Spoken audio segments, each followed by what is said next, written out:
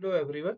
Today we will do a basic example of a Spring Boot Postgres database and caching. So in the screen you are seeing a sign of Redis caching, but I will be using Hazelcast caching because I couldn't find Hazelcast caching icon. That's why I'm using Redis cache site. Okay, so I'm just checking whether it is recording or not. Yes, it is recording. Yeah. Okay, so let's begin with an example. Here I have got okay, so I first start all containers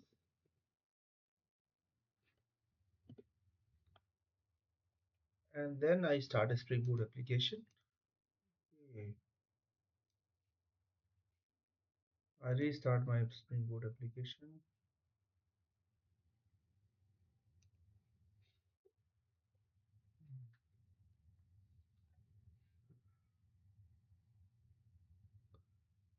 So I restarted my Spring Boot application and yeah, so Spring Boot application is restarted. It took 10.526 seconds and port number is 8081. Okay, so why I'm telling you 10.2526 seconds because it is not a big application and time is quite more, I think. Okay, this must not be the time, but later we will fix this startup issue. Okay, first we will discuss only Hazel gas today. Okay, so I just copy this thing. Okay, so first we check, do we have something? Our database is completely empty. Okay, so let's fill up some database. I already have some data.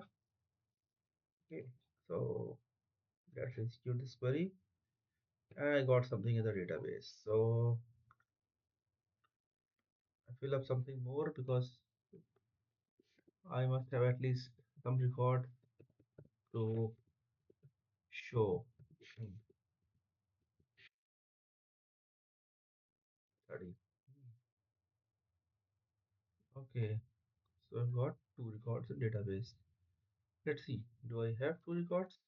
Yeah, I've got two records. Okay, so let's see what is happening in Hazelcast. Okay,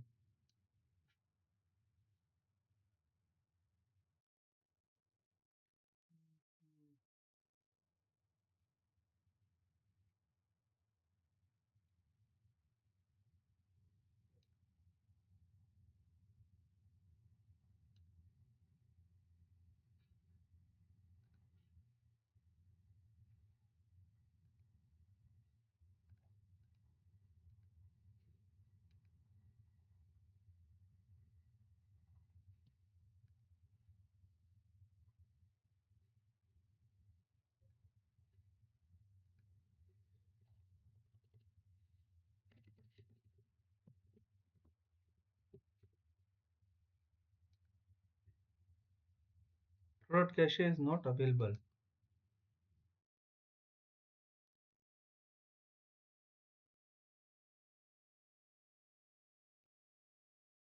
Mm-hmm.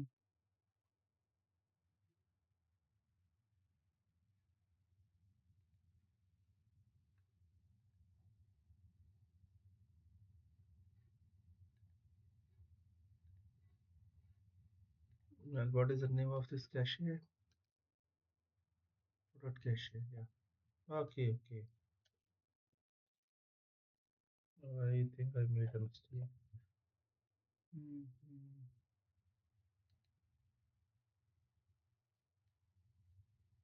Mm-hmm.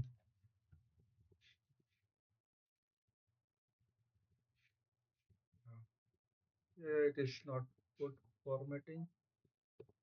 Just fixing this formatting.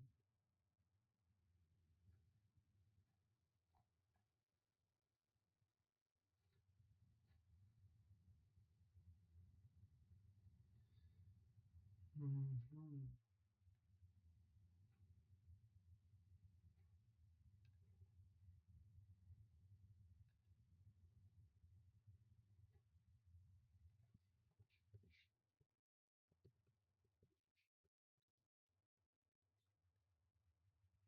Oh, yeah, got it. Yep.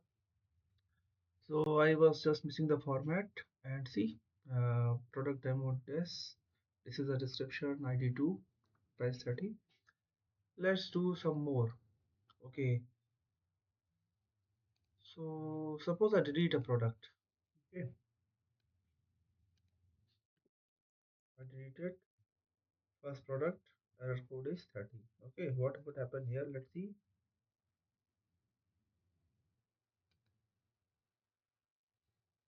Mm, it should stay here.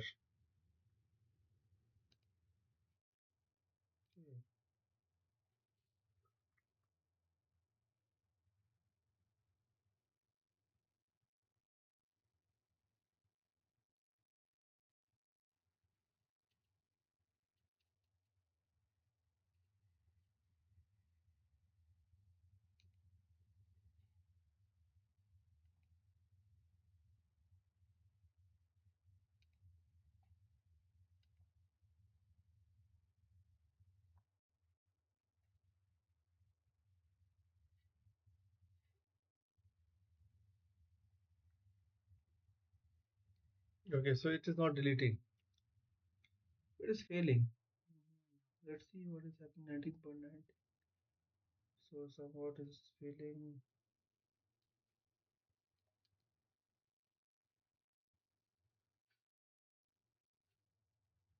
Okay. So Reddit is not working in cache. Hmm. Let's see. Deleted got deleted from database. It is 500. Error code is 500 because something seriously bad is happening in the not found. Okay, not found. But it is not mapped very well in the Spring Boot application. Okay. So how about two? Will it give me 500? Ah, I'm getting the answer. Okay.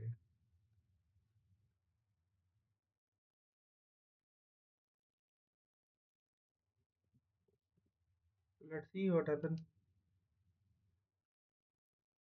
Okay. And okay. So ID1 is deleted. So that's why it is not able to show me in the database in the cache also.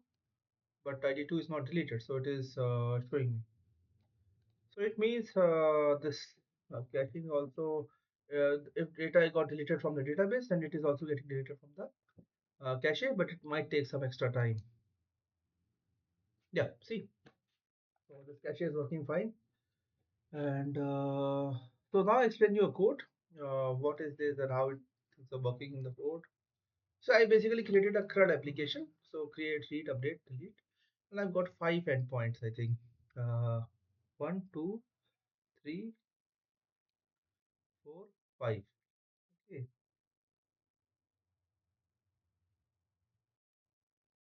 So basically I created a CRUD for product. So in case I want to read all products, I specified it like this, like product repository find all. And if I want to access product via ID, then I specify endpoint it like this, product slash ID. Along with it, I make it cacheable. Okay, this is the property of a Spring Boot. You can see Spring Framework, not only Spring Boot, but Spring Framework. Okay. So I mentioned value like product cache. So and key ID will be key. Okay. So if I want to get product by ID, then I specify ID and get the product. Okay. If I'm updating the product, then I specify it like this. Here cache put will automatically update. I don't have to write any extra code. Just have to do annotation. Okay. So this will certainly save the lines of code I'm writing and certainly save my time. Okay. In case I'm deleting it, just have to write cache await, cache put, and get cache. Yeah, cache one. Okay. So this will certainly add value to the project because only adding annotation and some configuration will help me to work with cache. And I did very little configuration. So I'll show you. This is basically a CRUD, and for Hazelcast, I did this annotation, cacheable annotation, cacheable or cache port, cache evict. and Hazelcast YAML file. So this is name of my cluster, okay, which I might have showed you. And multicast I have disabled it. Okay, REST API, through REST API it is getting done, and product cache is mapped. Okay, so here is time to live is 300 milliseconds, and eviction policy is least recently used. Okay, this is just the basics of uh, Hazelcast. Okay, here I set Spring Cache. I configured Spring Cache like this. I specified name of Spring Cache plus product cache. Type of cache is Hazelcast. Suppose I want to switch to some other type, maybe Redis, then I need to just change it here. And JPL co. So JPA show is not part of cache. It is part of the Hibernate. And in case I run some query, so some query, I might see some queries like C. All these things happening because I set show SQL as true. Okay, and this is a part of Swagger. So I could use REST API as a user interface. I don't need to configure as extra interface for REST. Okay, this is the database configuration. Normally it must be separated, but it is just a very basic demo. And here configuration file is class path hazelcast.yaml. This is the port, this is the name of application. And server context is like I'm accessing it via product API. See this thing. That is because of the servlet context. Hmm. Okay, so I also configured some product cache config earlier, but I think I just commented out. Hmm. This is my entity class.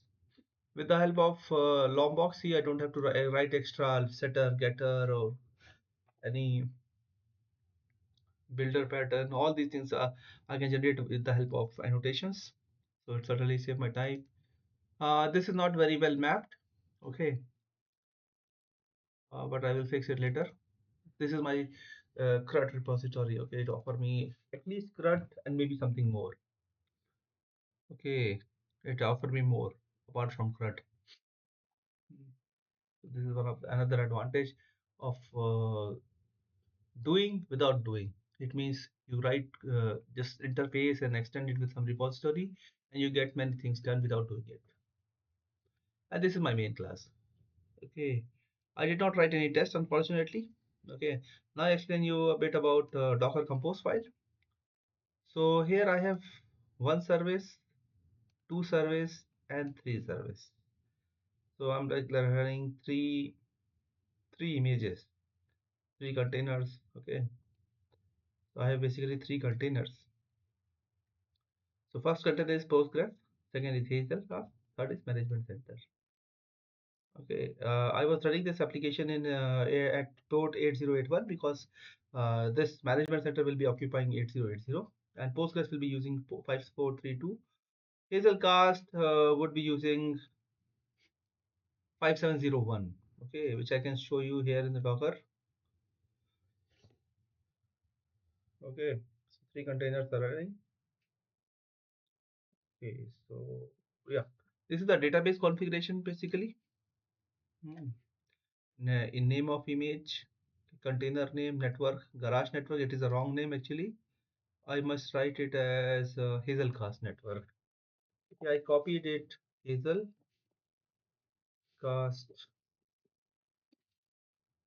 sorry, Hazelcast network. If I don't change it, I will certainly get an error when I start the container. I must stay in the same network. Mhm. Okay, so they are not even actually my application is not using network. Okay,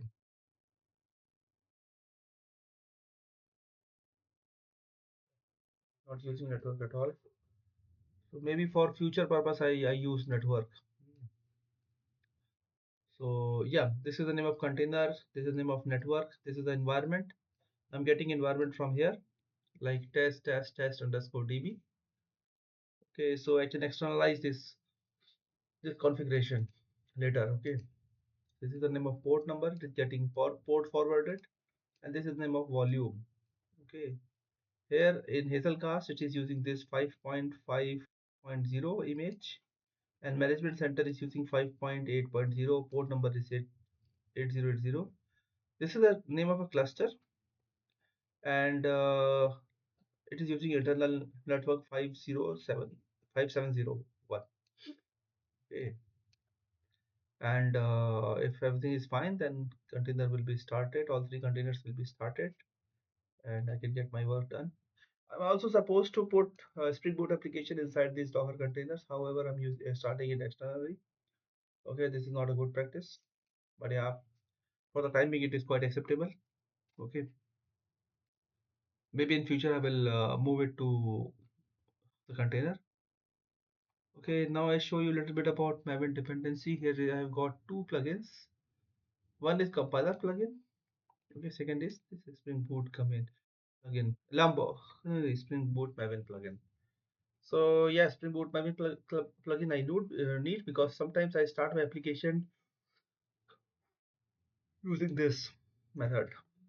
I will not start it because the application is started already working. So Spring Boot run. So I specify if I mention this command and I enter run, it will certainly run. Okay. And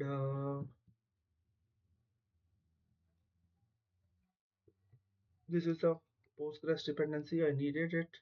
Okay, this is the dependency for Spring Cache. This is Hazelcast SQL. This is also important for running Hazelcast SQL. Otherwise, Hazelcast will not.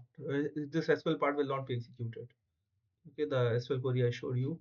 Yeah, these things will not be executed if I don't have this dependency in the application. And Hazelcast is Spring. Hazel three dependencies are important to work with Hazelcast. Okay,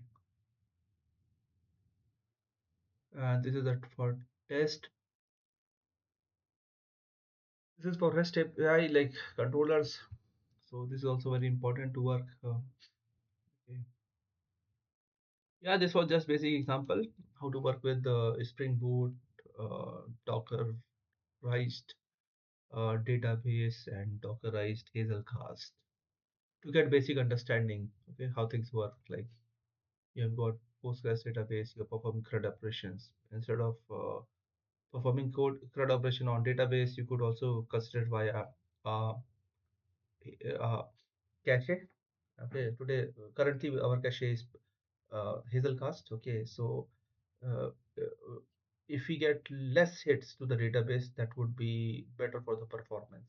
Okay, if we use cache with database and if we configure it well, then we could also improve our performance. That is the main reason why people prefer using cache, but it must be configured quite well. Okay, we must apply right algorithms at right situation to solve a right problem. Okay, so yeah, that's all I wanted to explain you about this basic demo about Spring, Postgres, and Hazelcast. And thank you very much for watching this video. And I wish you a very nice day.